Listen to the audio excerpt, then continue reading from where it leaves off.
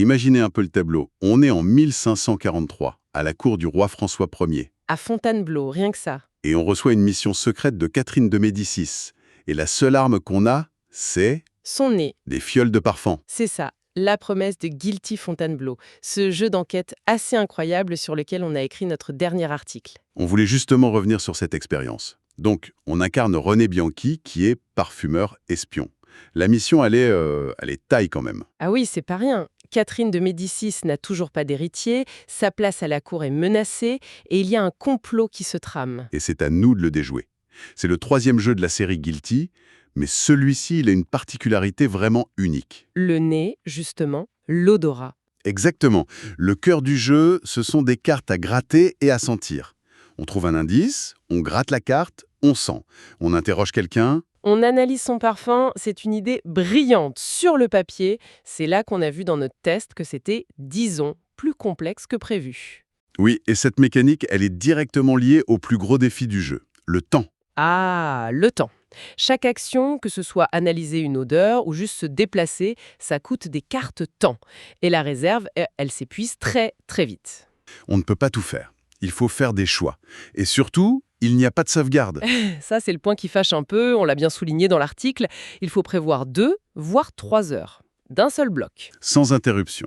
Une fois qu'on est lancé, on ne peut plus s'arrêter. On est sous pression constante. Et l'information, elle arrive de partout. Des noms, des lieux, des indices, des odeurs. Ce qui nous amène à une conclusion assez claire qu'on a martelée dans notre papier. Il faut prendre des notes. C'est indispensable. Sans un carnet à côté, on est juste noyé. Ah, mais complètement.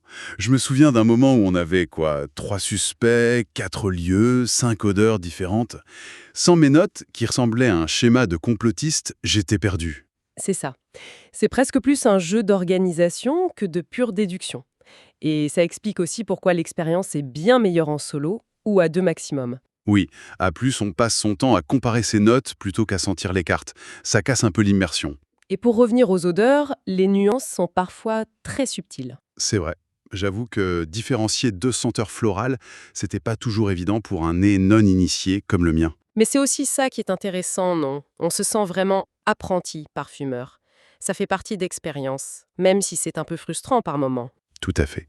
Au final, on se rend compte que le jeu promet une enquête olfactive, mais ce qu'il livre, c'est surtout un jeu de patience et de gestion. L'immersion historique est incroyable, l'intrigue est vraiment solide. Mais il faut être prêt à s'investir.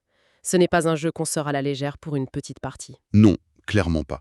Il faut aimer l'histoire, aimer lire, et ne pas avoir peur de se plonger dans une enquête méticuleuse pendant toute une soirée. C'est un jeu pour un public précis. Passionné. Voilà. Notre verdict, c'était donc un jeu avec une énorme personnalité, mais qui ne plaira pas à tout le monde. On lui a mis une note de 3,5 sur 5, surtout pour l'ambition du projet. C'est un oui, mais en résumé, Guilty Fontainebleau est une proposition qui sort vraiment des sentiers battus. Ce n'est pas parfait, mais pour celles et ceux qui sont prêts à jouer le jeu à fond, c'est une soirée mémorable.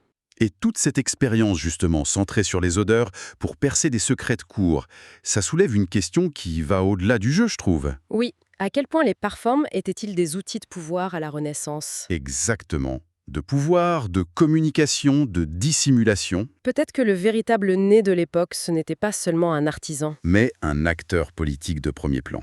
Ça laisse songeur.